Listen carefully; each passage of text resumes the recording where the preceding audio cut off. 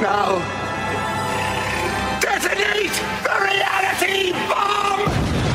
I will build a great, great wall. Some alien race to come down and threaten us. Is the singularity near? The truth is out there. The military-industrial complex. The 7 mountains of the influencers of culture. To be as gods, you know. Change has come to America. Catapult of propaganda. From a secure location on top of the ridge in the heart of the beautiful Missouri Ozarks, this is A View from the Bunker. Now, here's Derek Gilbert. A couple of Saturdays ago, the New York Times published a story that has the UFO community in an uproar because it appears to be official disclosure of the existence of extraterrestrial life. Welcome to A View from the Bunker. I'm Derek Gilbert. We'll be talking about that tonight with our special guest who's got a new film coming out in just a couple of weeks. Want you to see it. Josh Peck and I had the opportunity to preview it at Skywatch TV, and we highly recommend it because it deconstructs the scientific possibility that extraterrestrials might have traveled the distances between stars to actually get to planet Earth. And then it goes on to answer the question, because if it's not aliens, then what are these things that are visiting us? The film, of course, presented from a Christian worldview, is one we highly recommend. It's produced by Creation Ministries International, written, produced, and hosted by our guest on A View from the Bunker, who was also a recent guest on Skywatch TV. This is the extended version of the interview, as we welcome, for the second time now, Gary Bates to the bunker. Good to talk to you again, Derek, as always.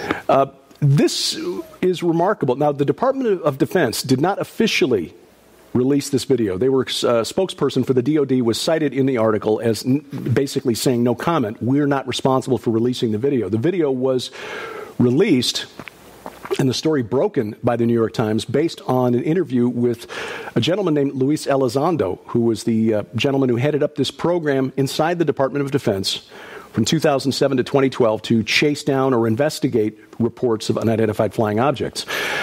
When you see the video, it is obvious that the pilots appeared to be puzzled by what they saw.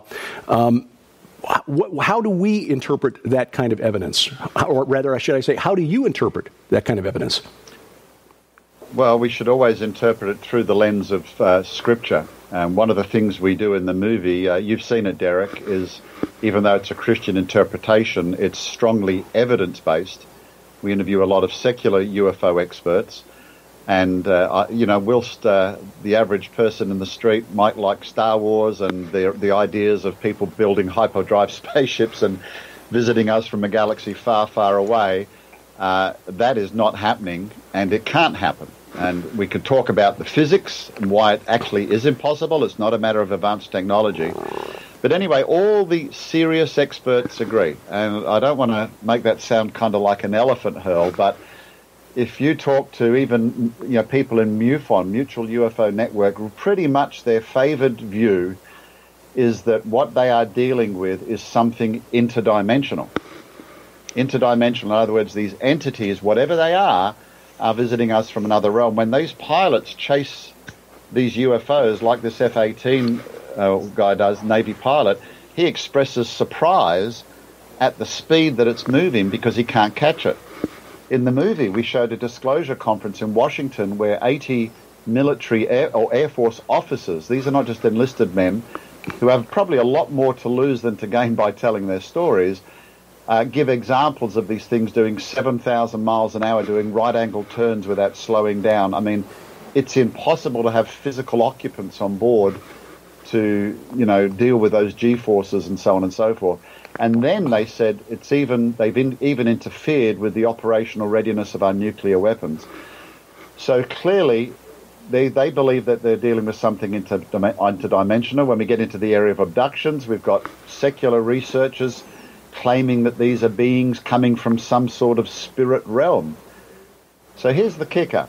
The naturalistic evolutionary worldview, based on a Big Bang billions of years ago, and you and I are just a giant cosmic accident, naturalism rules, cannot give you an explanation, I believe, for what we would call as Christians the spiritual or the supernatural realm.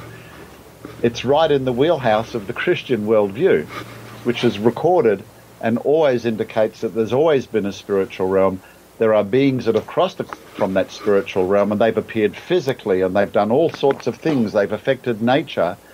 We're seeing the same old spiritual demonological guys dressed up in an acceptable new form. Sci-fi and concepts of aliens flying around in their warp drive spaceships is the number one most popular entertainment genre today. As we speak, Star Wars has only been out a few days and setting box office records again. So, deception is nothing new. It takes on the form of whatever's acceptable to the culture. Yeah, and we talked about that for this week's Sci Friday that viewers will see tomorrow. Josh Peck, author of Quantum Creation and host of Into the Multiverse here on Skywatch TV, discussed that aspect of it. When you talk about interdimensional beings, how would they differ? And two questions, I guess. How would they differ from extraterrestrial entities? And I guess the follow-up question then is, if the UFO community is leaning toward an interdimensional point of origin for these entities, why do they not then view these entities through a biblical lens? Well, it's interesting, you see, because anybody, we work for Creation Ministries International. We're a scientific organization. We employ more PhDs than any Christian ministry in the world, and yet people think we're anti-science. because we take a biblical worldview to the data and the facts. That's the issue. So we all do that, Derek. The atheistic evolutionist, when he looks at rocks and fossils in the ground, he takes a naturalistic interpretation of how they arose. So don't let anybody ever say that scientists are not biased. And the government does not accept or openly acknowledge a supernatural realm. They will try to interpret everything within what they think is science, which really is naturalism. And so, when you hear an announcement like this, that the government is admitting effectively, if I could cite Harry Reid, who sent out some tweets the other day. First one was "The truth is out there." Nice science fiction theme for that one. But second, he says, we don't know what the answers are, but that doesn't mean we should stop asking the questions. So there's a candid admission that in some respects the government doesn't know what it's dealing with because it doesn't recognize the supernatural. Now, Mexico, which is for some reason, I still haven't figured it out, being a UFO hotspot over the years, the Mexican Air Force and military have had lots and lots of footage tracking these things, and they've just released them to the public, and they say, we don't know. But as you mentioned, the government spokesman said, basically, no comment, we can neither confirm or deny. I don't think, even though this might be a for-profit thing and there might be some other things behind the scenes, I don't think that this has been let out accidentally. No. And I'm not a conspiracy theorist, as you well know, but I am pretty shocked by this. And in fact, I speak strongly and say I'm even reeling from the fact that really the government has openly now admitted for the first time that they've been studying this stuff. We've got Projects Blue Book and et cetera back in the 60s, and that's kind of where it all stopped. And as you know, J. Allen Hynek was frustrated because he felt that some of the more mysterious ones were closed down. He came up with the swamp gas theory, as you might remember, to explain them. But this today, I really wonder what's behind it. People have these experiences in their rooms or they're driving their cars, the abduction experiences. We've shown that those who are more prone to belief in alien life and ETs or are involved in New Age practices are more likely to have them. But let's just extrapolate this forward. If the government is officially, let's say they officially come out, and this is what I'm concerned about, they officially come out with a statement and say, we have been visited by extraterrestrials over the years, we have evidence of it, because they don't know what else to describe it as, then you're creating or you're setting up the majority of the population as being ripe for deception. Talk about a harvest field for the enemy. And the second aspect of that, of course, is it's going to continue and further try to marginalize the Christian worldview, because we're going to say, no, ETs don't exist, and, it's a demonic deception, is it? And the culture thinks about angels and demons as beings with fairy wings and pitchforks and so on and so forth, when, that's not how the Bible describes it. So there's a lot we can draw from this statement, and that's why I think it's shocking and particularly worrying. Again, we mentioned the movie Alien Intrusion, which opens on January 11th around the country. You interviewed a number of experts, both Christians and, secular experts, including researchers such as Nick Redfern, who is not a believer in the extraterrestrial hypothesis, but he does not adopt a Christian worldview or a Christian interpretation of the phenomenon. Why were you led? And I should point out too that this film is an outgrowth of a book that you had written previously by the same title, Alien Intrusion. What led you to write the book, and then why take that book and adapt it into a film? Well, I didn't become a Christian until my adult years, and when I started working for the ministry, I realized the very, very strong evolutionary connection to science fiction. Now, don't get me wrong, I'm not anti-science fiction. I've seen every episode of Star Wars and Star Trek, but it's science fiction being the appropriate word. And Christians and even non-Christians, I think, we're all fascinated with the future. You know, we want to see what's going to be out there. And if you look at some of the early science fiction writers, they came up with the ideas of satellites and lasers. Great stuff. But most science fiction today deals with aliens. And Derek, life only arose by one of two mechanisms. Either we were created or we evolved. Now, when you extrapolate that, if I give you an example, I thought science fiction would be a good way to introduce people to creation subjects. And the very first UFO conference I attended, this investigator stood up and he said, well, we know the great science fiction experiment works, evolution, here we are, you and I are proof of it. And then he says, in a 14 billion-year-old universe as predicated by the Big Bang, there could be alien races out there that have evolved 1 million or even 1 billion years in advance of human beings. And can you imagine, therefore, how far advanced they are in their technology? And that's how come they can build warp drive engines and visit the Earth. And sadly, what's become mainstream science today is the concept that aliens are our creators. Because technology has, still trying to unravel the genome, the human genome and the DNA of every living creature. The human genome is the most complex coded information system we've ever seen. And Sir Francis Crick, 60-odd years ago, he was an ardent atheist, he said, when he looked at all this information, maybe aliens put it there. There's nothing new under the sun. The issue is always about God, and this issue is about God, whether there's a creator or not, whether he created alien life, via the means of a Big Bang and evolution. So that was the reason I got involved, but then I got more than I bargained for when I started attending these conferences and reading the literature. And just like the non-Christians who've researched it, you realize that something actually is going on and you cannot deny it. So then again, you've got to come up with a Christian take on what's happening. And when I said the movie's evidence-based, here's the thing. It's actually the evidence itself that points in the area of spiritual or paranormal activity occurring. Gary Bates is the producer, and he's featured in the film, Alien Intrusion, which opens around the country on January 11th. We've got a full-length program coming up with Gary on Skywatch TV that will air the week leading up to the release of the film on the network around the country, and of course on the Skywatch TV channels on Roku, Apple TV, our mobile app, and of course at skywatchtv.com. We'll continue this conversation for my personal podcast, and we'll do that here in just a moment. But Gary, where do people find out where they can see Alien Intrusion when it opens on January 11th? Thank you, Derek. They'll need to book tickets. Being one night, we're expecting, to be honest, a sell-out event, or tickets are already selling fast.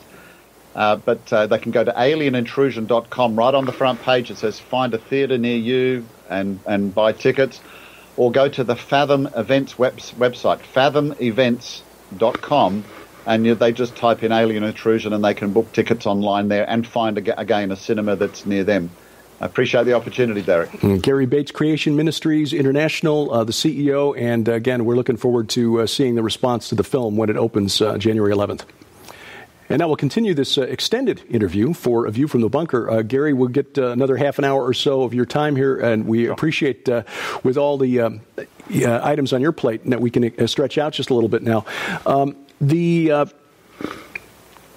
The film, let's talk a little bit more about the movie. We had the opportunity to preview it here at Skywatch TV. Josh and I in particular, we pulled up a couple of chairs and watched it on the big TV off to my left, and appreciated the fact that you began the film with an examination of the science. You talked about physics during the early part of our discussion here, and why the physics precludes the possibility of the extraterrestrial hypothesis.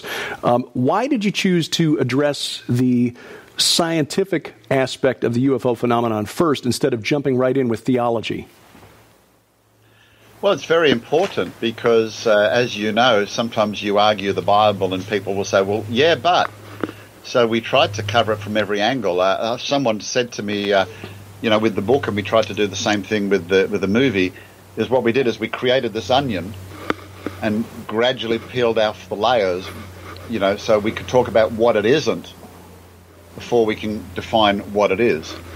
And, even the ardent skeptic out there, so I'm saying, not a Christian, he's an evolutionist, an atheist, a rationalist, even he wouldn't believe that aliens are visiting us from a distant planet because it's just feasibly impossible. And physics was very important. We're obviously pretty qualified to talk in that area. And just some examples. We've got to be able to travel at multiple factors of light speed. The speed of light's 300,000 kilometers a second. When Captain Kirk's, or Captain Jean-Luc Picard says, make it so, and they jump into warp factor 6, well, you'd be exerting tens or hundreds of millions of G-forces upon the occupants. Of course, science fiction to the rescue because they have these inertial dampeners on the craft that avoid that. Force fields to deflect all the matter that's in space because space isn't empty. If I wanted to accelerate something about the size of a softball, that's all, to half the speed of light, it would take the energy equivalents of 98 Hiroshima-sized atomic bombs. Just for something the size of a ball. And here's the problem. Even at half the speed of light, to be able to accelerate and amass G-forces that are not harmful to human beings, I mean, we can only suffer 9 Gs for a fraction of a second. It would take you dozens and dozens of years to slowly accelerate to get up to that half speed of light. And then when you get to your destination, you're having to slow down. It takes you dozens of years. And it's estimated there's about 100,000 particles of dust for every cubic kilometre of space. So if you impacted a grain of dust at even 1/10 of the speed of light, it's like 10 tons of TNT impacting on your spaceship. Well, of course, people can say, well, you can build force fields and deflector arrays, but you're just adding to the energy problems again. And then the other issue is, and there's good scientific evidence to support this, Einstein theorized that the maximum speed in the universe would be the speed of light. In fact, he said you would never be able to attain the speed of light. So as your speed increases, you remember from our physics classes, your mass increases, and it becomes exponential. So as you approach the speed of light, your mass becomes infinite. You just cannot do it within our physical time-space universe. So, okay, so they can't get here. That's the problem. Even if they exist, they can't get here. But the evidence suggests, about 150 sightings every day. 90% we can always explain, but there's always this percentage that are difficult to explain. And when they do maneuvers that defy the laws of physics, what do I mean by that? Well, that F-18 Navy pilot that was mentioned in the media the other day chasing that UFO, it suddenly disappeared. So we're tracking it on radar. He's got it in his visual sights. It's moving at incredible speeds, and it suddenly disappears. And then it appears again and disappears. And then we have this episode of people claiming abductions, and they claim that, they believe that when they were taken on board the spaceship, they were able to walk through the walls or the ceilings or get floated up there. Right. I mean, that's because it's kind of, the technology has beamed me up, Scotty, or something like that. But it really, people look for science fiction really when they should be looking at science fact. And we can use science fact to show that something supernatural is happening. And if I could just flesh that out for a moment, sure, because again, that begs the question: if and as we understand the physics better and understand the inhospitability of the other planets in the solar system, because back in the 50s the story was that the aliens were visiting from Venus or from Mars or from Jupiter, and now we know that life as we know it can't possibly exist. I saw a great description of life on or of the conditions on Venus once as a searing hot calm or a searing black calm. Impossibly hot, no light whatsoever. In other words, nothing can live there. So the point of origin for these aliens contacting contactees keeps moving further and further away. In other words, always somewhere we can't verify. Always somewhere we can't. Where we can't. Yeah. But now they're moving to, as you say, the interdimensional or extra-dimensional hypothesis, but still not quite getting to the biblical explanation. So if we can show through science that a supernatural, please expand on that. We can use science to argue for a supernatural explanation. How do we do that? Well, I often say to people, what's the first miracle that Jesus did in the Bible? And everyone will say the wedding at Cana. Right. But actually it was creation, wasn't it? Oh, sure, yeah. It was creation. Duh. Because in the beginning, God created the heavens and the earth. So the physical universe we live in was created by God, but he was there before. It says in the beginning, God. Yeah. God was there. Yeah. Created the heavens and earth. And the Word was with God, and the Word was God, yeah. Yeah, is not limited by the physics of the universe that he created. And so think about what miracles are. The skeptics love to say miracles are unscientific. But actually, you can use science to show when a miracle has taken place. And we would call that a supernatural event. Supernatural means above nature, adding to nature. And that's what God can do when he takes the place of a miracle. So in the Bible, we see visits from these beings from the spirit realm, angels, fallen angels, obviously, when they manifest and deceive people. But even God's own angels come and they affect our environment. They kill people. They're pretty powerful. So, and I like to use this one. And I don't know what the physics here is, Derek, because you and I can't go to that spiritual realm and do empirical scientific tests. All we know is that they're entering here and affecting us. But think about Moses and Aaron in Pharaoh's court. And, Aaron throws down his staff, and scriptures record it becomes a snake. Mm-hmm. And then it says that, Pharaoh's magicians throw down a staff. And I often say to Christians, so what was it? And they say, well, it's an illusion. I said, but hang on. Aaron's snake ate their snake. It had to be physical. Somehow, some way, fallen entities there, the demonic realm, had some manipulation over matter or made it appear somehow from another realm to make a physical snake that Aaron's snake made. And when we see UFO sightings, they leave physical traces, landing marks. Sometimes they look like balls of light. Sometimes they look like physical craft. They're tracked on radar multiple times. And then again, people have physical experiences, physical markings, with what's called the classic abduction syndrome.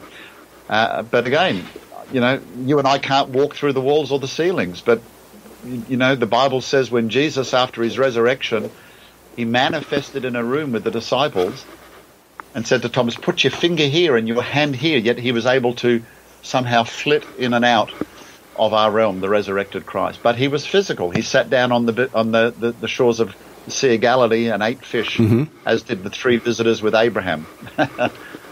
The abduction phenomenon is another aspect of this whole question. What is going on out there that true believers in the phenomenon will point to as evidence that extraterrestrials are visiting us. You spend a good deal of the film in the second half of the film, Alien Intrusion, dealing with the abduction phenomenon, talking specifically to a couple of contactees and one abductee in particular, Joyce Aarons, whose story we heard firsthand in Roswell, New Mexico this past year. That was remarkable. What is it about the abduction phenomenon that points to an interdimensional. It points to the interdimensional hypothesis rather than extraterrestrial. Well, again, we get this, you've mentioned the first one are the stories that people get where they come from. So ufologists, I suppose I qualify as one, people who research UFOs, we use a set of markers called the classic abduction syndrome. It was developed by secular UFO community, but it's actually very useful. You know, if you and I have a sore throat and a runny nose, we'll go to the doctor and he'll say, you know, tell me your symptoms. And then you can diagnose what it is. In the same way, we use the CAS to do that. And there are 8 kind of markers. And some of the common ones are not only the stories that people are told, but people claim that they've been taken on board a spaceship. And they meet Jesus, Buddha, Muhammad, all living together in peace and harmony. And, you know, you fuddy-duddy Christians have got to get rid of your old ways and embrace the new age. Within that period of missing time, and what I mean by that is somebody remembers seeing something, they look at a clock, and the next second, 3 hours have gone, and it's under hypnotic regression when they recount these stories, by the way. But in that alleged 3 hours, they've been taken on a galactic tour, you know, traveling millions and millions of miles of space and then being returned to their bedroom. We have stories where women claim that they've given birth to hybrids, half aliens and half humans. They see the hybrid rooms on the ship, and they claim that they've been taken up because, you know, the babies needed breastfeeding, and yet when they come down, there's no evidence that they're lactating or anything. There are these components that cannot exist or cannot be happening in the physical realm. And you know, I mentioned it there. The real kicker is. John Ankerberg wrote about this. I quoted in my book. He said, how credible is it to think that, you know, extraterrestrials will fly millions of light years to deny Christianity and support the occult? Why would they lie about things which we know are true? Why would they purposely deceive their contacts? And one of the reasons we brought the movie out is, you know, and I've been doing this for a long time. I just said to one of my colleagues here, it still surprises me how widespread this is. You know, because we think it's a small percentage of the population, but it's actually increasing. The movie hasn't even come out yet, and our website is just being flooded with people with stories of being abducted and seeing things, and they're wanting to know if the movie will help them. Well, we hope it does. We hope it reveals to them the source, and secondly, that they get some closure out of it. And the most exciting thing about the whole movie, in this sci-fi, skeptical, rational age, it shows that Jesus is still the answer. He's the only one that can have the power over these entities that he created. So the nature, again, not only with sightings, but the nature of the abductions themselves tells you it's not happening in the physical realm. It's the evidence itself. And the stories of the abductees would suggest that the motives of the abductors is not for the good of those who are being abducted. It's there's some evil intent there. It's horrific, and one of the perverse things about human beings, Derek, is sometimes we can undergo an experience that is so isolating and so traumatic we don't talk to people. This often happens when I go out and lecture on the subjects. I'll see people at meetings, and sometimes I can see them from the front. They'll sit on their own, and then if they're brave enough, they'll come up to me after, because after a lecture, I've described what happened to them. So maybe for the first time in their life, they've got someone that they feel might be able to show them a bit of empathy. Because to be honest, the typical Christian reaction is, oh, well, you're demonically possessed, or, you know, you're having a psychological delusion. And you know, well, some of that might be true, but saying that up front when these people have never had a chance to tell anyone their stories, and let's just think about this. If you've never been in a church, you've never read the Bible, you don't know the Lord as your Lord Jesus Christ as your Savior, when a little entity stands in your room in the middle of the night and says, well, I've chosen you and you're special, I've got a job for you, that's a life-changing experience for somebody. And something really happened, but that doesn't mean it was truthful, but something really happened to them. And sadly, because they have no frame of reference no grid to process it, and churches sadly are not addressing this or not addressing it very well. They have nowhere to turn except to the UFO community. And as researchers such as Jack Brewer have pointed out in his book, The Greys Have Been Framed, that's not always a good thing, because that community is more interested in substantiating and confirming its bias than in actually getting help for these people. One of the experts that you bring in on the program is a gentleman who's become a friend of ours. First met him myself 7 years ago at a conference in Nashville, Tennessee, and that's Joe Jordan. He and Guy Malone have worked together on this for quite some time. Joe is the co-founder and president of the CE4 Research Group. He started off as he said a flaming New Ager is the way he describes himself. But crystal ball rolling New Ager. Yeah. He used to roll crystal ball. But because of his investigations and his willingness to follow the evidence where it led, as the state director for the Mutual UFO Network in Florida, MUFON's state director for Florida, he's now the national director for South Korea. He was led to conclude that this was the abduction phenomenon is spiritual or extra-dimensional, interdimensional, rather than physical. How did you and Joe connect, and what was it about Joe's research that you found to be credible? Yeah, well, he and his colleague at the time, Wes Clark, were investigators, and like you say, follows the evidence where it goes. And what they did is, because this is spiritual in nature, and we've mentioned this before, the naturalistic worldview struggles to deal with it. I mean, how can people pass through walls? How can craft do U-turns or accelerate to the ground and go back up without slowing, etc.? John Keel wrote that he sees serious researchers even going off the deep end, taken in by the strangeness of it all. Mm-hmm. But Joe turned around and he said, well, instead of looking at who is being abducted, is there a significant group of people anywhere who are not being abducted? You know, it's kind of the think outside the box. Mm-hmm. That's what I like. And they found that there was a significant portion of the population who seemed to be exempt from this. And I'll tease folks here, because when I go out to conferences and I'll say to the Christians in the church when I'm lecturing, I'll say, and who do you think that was? And they say, Christians. And I say, no, not Christians. They found that there were two types of Christians. They said there were these talk the talk Christians, and generally they could still have these experiences. They intellectually espoused that there was a God, but didn't necessarily, follow it through in practice and faith. But then there were these walk the walk Christians that seemed to be, immune from this experience. And the reason why, I mean, the phenomenon we're talking about, which even Nick Redfern and the Secular Guy show, has been happening throughout history. Jacques Vallée, for example, contemporary of Dr. J. Allen Hynek, the lead characters in Steven Spielberg's movie Close Encounters was based on those guys. He wrote that 200 years ago people had encounters with beings called fairies. Now, we laugh about that today. I mean, fairy, that's just make-believe. But you know what? 200 years ago, the idea of fairies visiting us from another dimensional realm was popular culture. You're right. In the same way, popular culture, ETs visiting us from distant star systems has become pop culture. And what we find is the abduction phenomenon is the same. Now, if you and I were in bed one night and an entity appeared at the foot of our bed and said, hey, I'm a fairy, well, Christian or non-Christian, you probably doubt your own sanity, right? Because it's not pop culture anymore. But what people don't doubt is when that being stands there and says, I'm from the Pleiades, and as I've said before, I've chosen you and you're special. And so when they looked outside the box, finding Christians generally immune to this, quite simply, Derek, it's because the enemy is not going to waste his time with the Bible-believing Christian, because you're going to recognize it for what it is. Mm-hmm.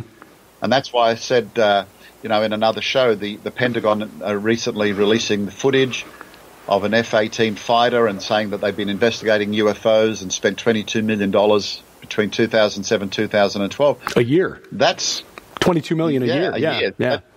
That's creating a ripe environment for deception. I mean, if the government literally comes out in the future and says, where we have been visited by extraterrestrials because they don't know how to recognize the phenomenon, then suddenly larger percentages of the population are open to that deception. Mm-hmm. So Joe followed the evidence where it led, and as he dug deeper, he not only found that Christians were exempt from this, but even some of those talk the talk Christians in their moment of terror had the presence of mind to call out on the name of Jesus, and it stopped. Or later they got saved and the experiences stopped. Now sometimes, because the enemy's an opportunist, he'll pop back again and try it, but they then knew to invoke the name of Jesus, and it stops long term. Mm-hmm. And you'll see people on the internet wearing foil hats and whatever to stop it. I can tell you the only thing that can stop it is the power of Christ in a person. That's it. Yeah, and that does argue for a supernatural, a biblical interpretation of the phenomenon. If these characters were literally from the Pleiades or Zeta Reticuli, there's no reason to expect that just calling on the name of Jesus would stop it necessarily. But what Joe's research found was that it is consistent when people basically trust in him to stop it. It ends. It goes away. And again, I'll point to Joyce Aarons and her account in the film and elsewhere. It has just been absolutely remarkable in testifying to that fact. Circling back to the beginning of the conversation and this announcement this week by the the news story put out there by the New York Times, picked up by almost all the major media outlets. I've seen it CNN, Washington Post, Fox News, basically everybody, even the British press, the respectable British press like the Independent and the Telegraph, which normally leaves stories like this to the Mirror and the Sun and the Daily Mail, the Daily Express, that kind of thing. They've run with this story. They've showed the video from the F-18 cockpit cam,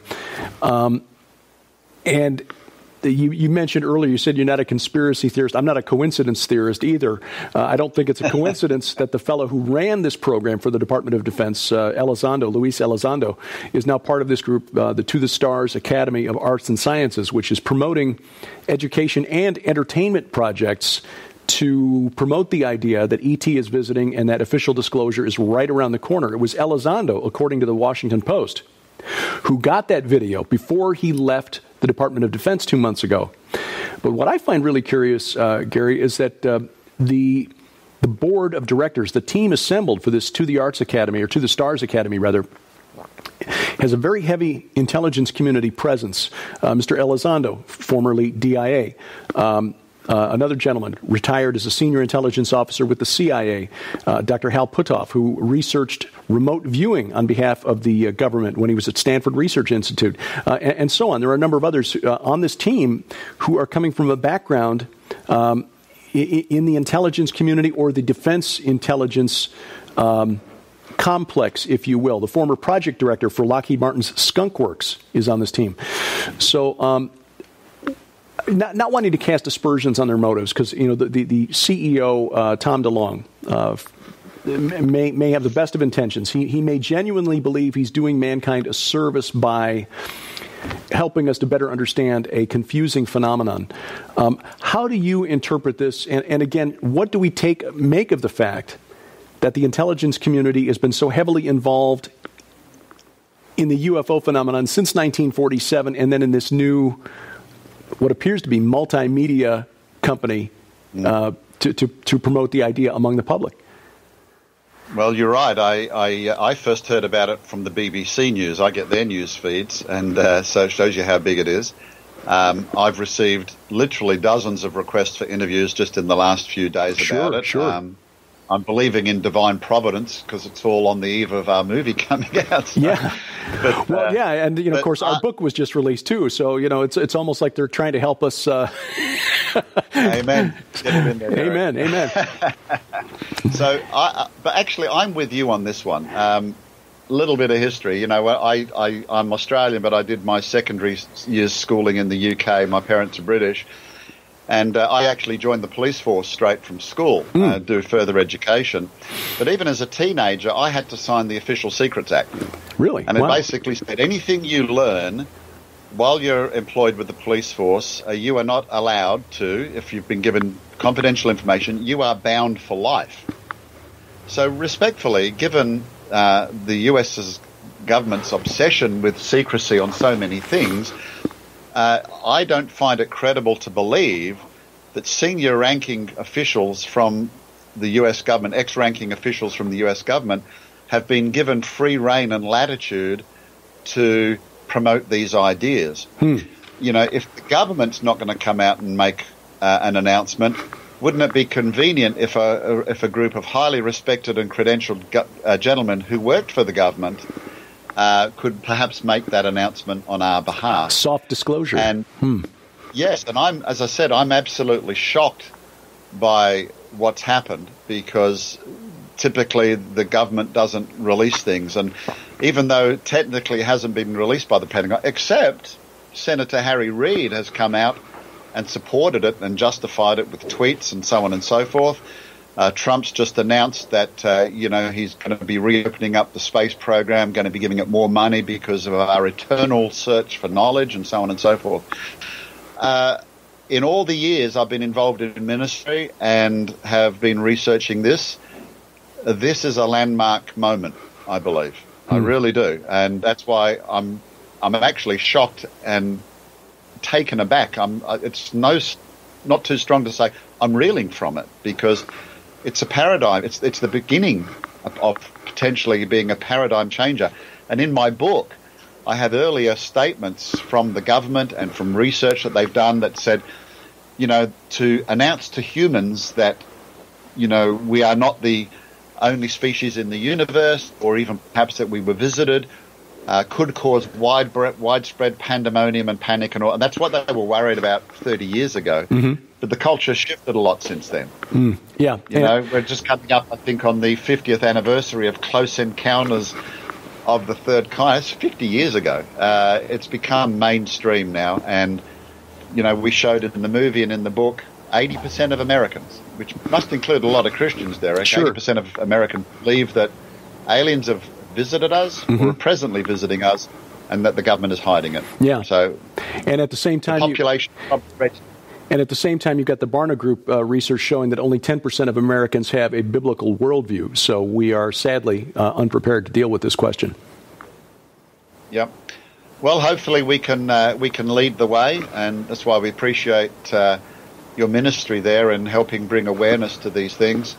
As I said, it still never ceases to amaze me how widespread it is, that the enemy is so brazen. People are just continuing to contact us, share us their experience, and we mentioned Joe's research. Well, I can confirm it in spades, because since the publication of my book, and Joe and I have actually got something set up to try to deal with, if you like, the aftermath or the result of what we think the movie is going to have, because people are going to see it and they're going to say, that's me, and they're going to be looking for help. So we'd certainly appreciate the prayers of folks on this. It's a mammoth thing that probably is waiting as we're going to have to undertake. Let's remind people again where they can see the film, or where they can find out about where to see the film, which again will be released in a one-night premiere around the country. So what is it? It's over 700 theaters on Thursday, January the 11th? Just heard more cinemas being added every day. It's 732 theaters. Okay. All around the whole country, and people can easily find out where their nearest theatre location is. They just go to alienintrusion.com. Right on the front page there's a big button that says find a theatre and book tickets, and that'll take you to this site, and you can go there directly. fathomevents.com, punch in Alien Intrusion, you'll see a movie page. You put in your zip code, and you'll get up, 3 or 4 cinemas that are near you, and then you can book your tickets from there. But it's one night only, and encourage people to book in advance. Now, we've already had people asking us, Gary, in case they can't get to the theater on that Thursday night, how soon before the film will be available on DVD or Blu-ray?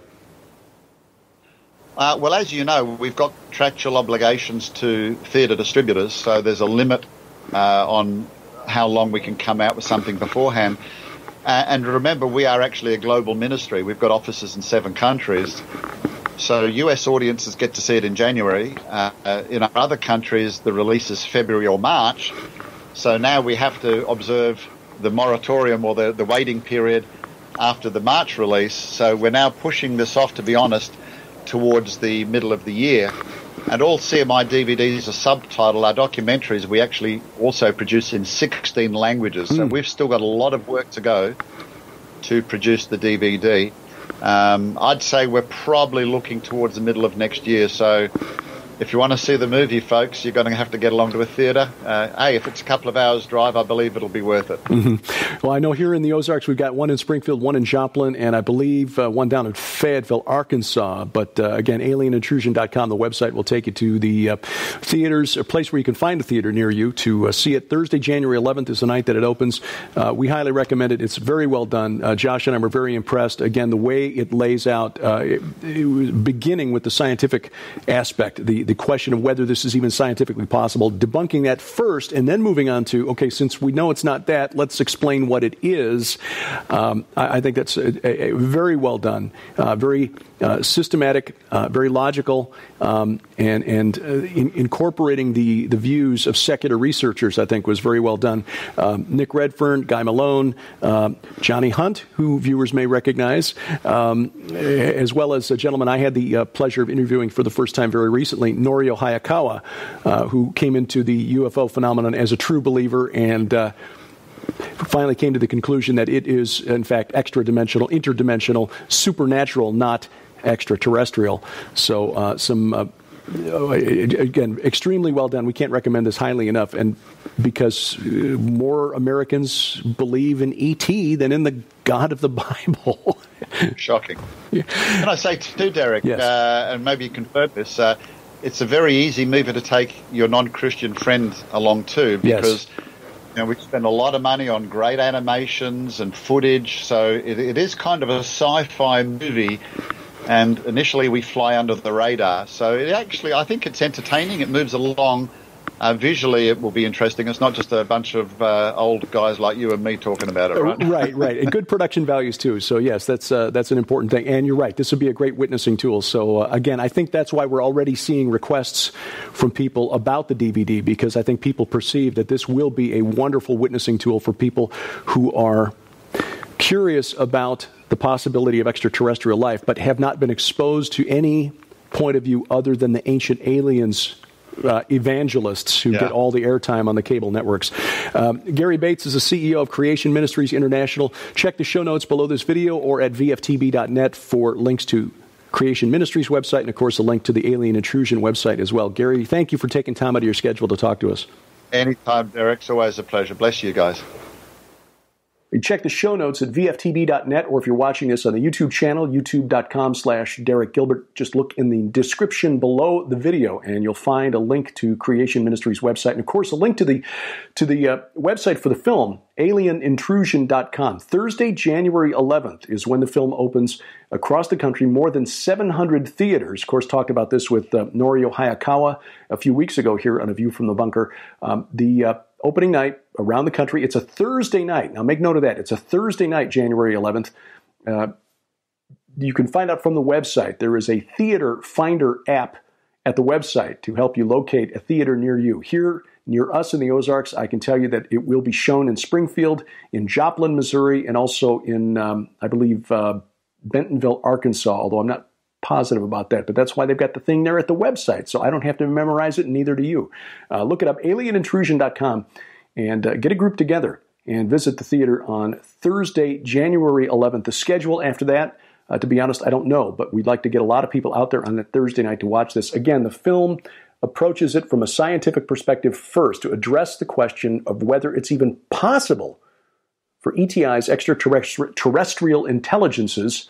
See, I take a week or two off and I have to be completely retrained at this speaking thing, as to whether extraterrestrial intelligences can even get here. And if not, and assuming that the phenomenon is real, which we believe it is, then that begs the question, what exactly is it? And that's what Alien Intrusion addresses. It's also, of course, what Josh Peck and I address in the new book, The Day the Earth Stands Still, Unmasking the Old Gods Behind UFOs, ETs, and the Official Disclosure Movement. The website, officialdisclosure.com, for the book. Great deal being offered still through Skywatch TV. Our book, plus Josh's new book, Unraveling the Multiverse. Mike Heiser's two novels, the first two novels in the Facade saga, The Facade and the Portent, which tell a fascinating story, but also address the UFO phenomenon from a perspective of research. The documents and people mentioned in it as historical are in fact historical, but also told with the theological underpinning of Dr. Michael Heiser, somebody who believes the Bible is true and accurate. And so it's well worth getting the package to get those books, plus the interviews that we compiled down in Roswell, New Mexico during the 70th anniversary of the UFO Festival, 70th anniversary festival this past year. 5 DVDs, including the interviews we collected there, which have never been broadcast anywhere. So these are not things that you will have seen, even if you're a regular follower of View from the Bunker or watch Skywatch TV. We've never put these on the air. And some of these are absolutely jaw-dropping, especially the interviews with multiple abductee, Joyce Ahrens and Daryl Sims, who bills himself the alien hunter. He understands they're not really extraterrestrials. He just calls them that, or calls himself that, so he gets invited to the UFO conferences, and then he can actually, share some truth. So check those out. But you'll also see Gary Stearman, Dr. Chuck Missler, Tom Horn, the late Chris Putnam, Mike Heiser again, Joe Jordan of CE4 Research Group, Guy Malone, our missionary to Roswell, New Mexico. Fascinating stuff. And all of that will be linked in the show notes. You'll find it also linked at the website officialdisclosure.com. Now, what is really going on with this group that has that's responsible for the release of the video? Luis Elizondo, who headed up the DoD project, the Pentagon project to investigate mysterious unidentified flying objects, is the one who got the video to the press. But he's also the global director of security to the STARS Academy of Arts and Sciences, which is the group headed up by Tom DeLonge, formerly lead singer of Blink-182. Well,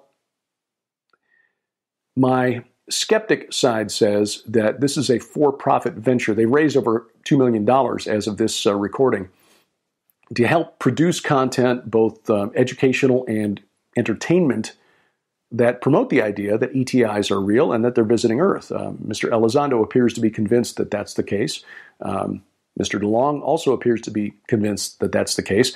But when you look at the who's who, the board of directors, the officers of this new organization, there's a very heavy intelligence community presence there. The former program director for Lockheed Martin's Skunk Works, that's its experimental aircraft site facility at Area 51. Dr. Hal Puthoff, who was in charge of the remote viewing experiments at Stanford Research Institute, among other things that he did for the intelligence community, former intelligence officers connected to the organization. Now, does that mean that everything that they're putting out there is untrue? I mean, it may just be that they're taking their experience, their work experience, and trying to make a few bucks on it. Can't fault them for that, I suppose. But it may also be that they're there to propagate a certain narrative. And as we document in the book, The Day the Earth Stands Still, and as many others have done far better than we did, we just did a very brief overview of the intelligence community's involvement in the UFO phenomenon. But there are plenty of other books out there that go far deeper into it. In fact, one I reference in the book that I recommend is by a fellow we met in Roswell, Jack Brewer, The Greys Have Been Framed. And that deals specifically more with the abduction phenomenon, but with how the testimony or testimonies of contactees and abductees is being used to propagate the idea that we're actually being visited by ETs. But the intelligence community was there right at the very beginning of the modern UFO phenomenon. And that continues through this day, and it is continuing with this new organization, this new company, to the STARS Academy of Arts and Sciences. So what's the story that they're trying to propagate? Is it simply to continue to cover up for secret government projects that we don't want the Russians and the Chinese to know about? Could be. In fact, that doesn't bother me at all. In fact, I'd rather that the Russians and Chinese not know what secret projects our military is working on. That said, we also, as Christians, have to recognize that this is a new religion, that the gospel of the ancient alien, the gospel of the ancient astronaut, is being used as a substitute for the gospel of Jesus Christ. And judging by recent surveys, and we document this in the book, there are more people in America, more adults in America, who believe that we're being visited by extraterrestrials than believe in God as he's revealed in the Bible. Now, about 3/4 of Americans self-identify as Christians, but when you start poking at what they actually believe, you find out that what they believe doesn't always track with what's in the Bible. I mean, do you believe that Jesus lived a sinless life, was born of a virgin, died for our sins, literally rose from the dead 3 days later? Okay, then you're getting the basics of Christian doctrine. But sadly, a majority of American Christians don't. A majority of American Christians don't believe that Satan is a literal entity and not just a symbol of evil. Majority of American Christians don't believe the Holy Spirit is a real entity, even though that's what the Bible says. What we believe about God is not like going through Old Country buffet. You don't get to pick out the stuff that you like and ignore the stuff, the vegetables and the stuff that you don't want to eat. If the Bible's the Word of God, we've got to take that as authoritative, and sadly, most American Christians don't. That's why I say more than 3 times more. I mean, there are 3 times as many American adults, 36%, according to a National Geographic survey 5 years ago, believe we're being visited by ET. According to the Barna Group, only 10% of Americans have a biblical worldview. So this is a mission field, and that's why we spend so much time on it. And in the weeks ahead, hope to have more guests on to talk about this and what this odd release of information at the same time as this company with some heavy hitters in the UFO community and the intelligence community have launched. So keep your eyes open for that. And again, check out the movie Alien Intrusion as soon as you can. If you can't make it on Thursday, January 11th, the opening of the film, just pay attention to when it will be available near you. And at some point down the road, it will be available on DVD and Blu-ray. And you want to get copies and hand those around as soon as that's the case. Coming up, schedule-wise, because I've been focused on getting a chapter written for a forthcoming book over the holidays, did not book any new guests here, but hope to have some guests announced soon. Like to get back to a regular weekly schedule of broadcasting here on A View from the Bunker, and hopefully get a little bit of a room set up with maybe some more decorative stuff in the background here for the visuals on the video channel. We will tell you we've got a couple of things lined up for 2018. Of course, the first conference of the year is the Hear the Watchman Conference, which is returning to Dallas March 25th through the 22nd through the 25th. March 22nd through 25th of 2018. Information is available at hearthewatchmen.com. Sharon and I will be there. Josh Peck will be there. But you'll also see some new faces, at least for a Hear the Watchman Conference. Bill Salas will be there. Of course, some old friends like L.A. Marzulli, Pastor Carl Gallups, a new friend, Rabbi Zev Porat, coming back from Tel Aviv. We look forward to seeing him and his wife Lynn in Dallas. Josh Tolley, Michael Bolday, Casper McLeod, of course, Mark Taylor, co-author of the Trump Prophecies, will be there along with Mary Colbert. So again, some new faces along with some folks we're looking forward to seeing again, and we hope to see you there March 22nd through the 25th. It's at the the Hilton DFW Lakes Conference Center and Hotel, and information online at hearthewatchmen.com. That's also where you go to register. The conference from October, why is my blanking out here? Again, need to be retrained after some time off. The Blessed Hope Prophecy Forum, the DVD set, available now. You'll find information on that available at prophecywatchers.com. Oh, here's what I was going to talk about. Coming up in May, Sharon and I are going to be out of the country for a good long while, and hopefully you can join us. As we've been advised, there are still a few slots left now for the Year 70 Tour of Israel. That is our tour through Israel beginning May 6th, running May 6th through 16th in Israel with Dr. Michael Heiser. There'll be about 100 people on the tour in all. And we will see some of the great sites in Israel, including some of the sites that you might expect from a Mike Heiser, Derek and Sharon Gilbert type tour, like Mount Hermon, Gilgal Rephaim, the Qumran Caves, of course, Tel Dan, great archaeological site that I'm very curious to see. And there is an optional extension of the tour for a few days in Jordan if you'd like to see Petra. That is doable as well. You'll find information online at lipkintours.com. That's Lipkin, lipkintours.com. Look under the 2018 tours for the Year 70 tour of Israel. And of course, the highlight will be being in Jerusalem on the 70th anniversary of Israel's independence. And then, of course, we follow that immediately by flying to Rome to join the Gen 6 team, Steve Quayle, Timothy Alberino, for the True Legends expedition to Rome and Sardinia. We will see the tombs of the giants, so-called anyway. I'm looking forward to seeing the Tophets, the Phoenicians, descendants of the Amorites, did indeed practice child sacrifice. The God to whom they sacrificed is of great interest to me, and I'm going to be digging deeply into that subject in my forthcoming book for later this year. And so while we are there, and in Israel, looking at the Gilgal Rephaim and sites like it in the Golan Heights and east of the Jordan River, taking a lot of video because we're going to be seeing some stuff that's going to be very relevant to what I'm researching and writing. I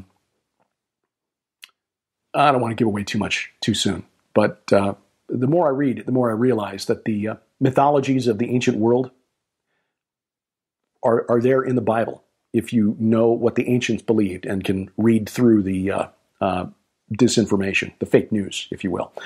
So again, information on that, by the way, TrueLegendsTheSeries.com, TrueLegendsTheSeries.com for the True Legends expedition to Rome and Sardinia.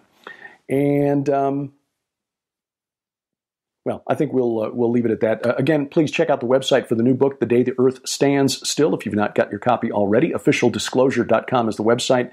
Follow us on Twitter. I think the Twitter handle is Off Disclosure. You've only got so many characters. We couldn't make it any less weird than that. So at Off Disclosure is the Twitter feed, and we're trying to keep up with the releases of information and disinformation regarding that 2004 encounter between the Navy pilots and whatever it was they saw on their pilot helmet cams. So